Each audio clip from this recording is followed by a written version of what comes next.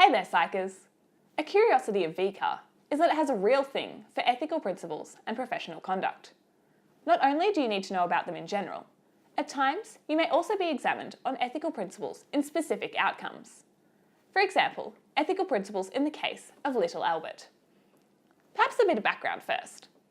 In 1920, John Watson and his student, Rosalie Rayner, studied the impact of classical conditioning on phobia formation.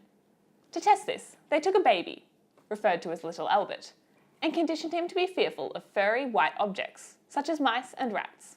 By today's standards, Watson and Rayner's study seems to be particularly unethical. Here are some of the ethical principles that appear to have been violated by the study. Participants' rights stipulates that participants must not be subject to physical or psychological harm. This was certainly violated, as Little Albert suffered long-term psychological damage from the study, until his eventual death. Voluntary participation was violated. Little Albert was too young to volunteer for the study, and reports suggest that his legal guardian did not volunteer Little Albert's services. Some sources suggest that Little Albert's mother wasn't even aware of the study, suggesting that informed consent was also violated. And other reports contend that Little Albert's mother removed him from the study before debriefing could occur. This meant that the ill effects of the study could not be reversed, meaning that Little Albert remained fearful of white, furry objects. This is just a start. There is more on Little Albert available below this video. But for now, how about an exam question? Here is one from the 2012 VCAR exam. Whether or not the study involved a control condition isn't really an ethical concern, so we can discount option A. It is true that Little Albert was too young to give informed consent, but this does not inherently make the study immoral.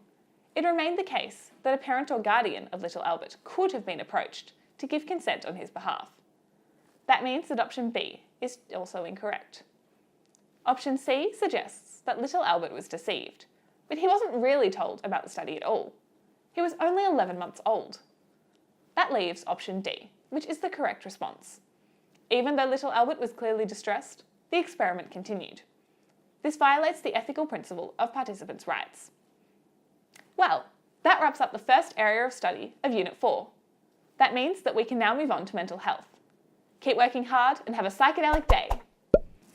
Click here to try and find the Engage Wiki, or click here now to see the next video. And now I need my broom.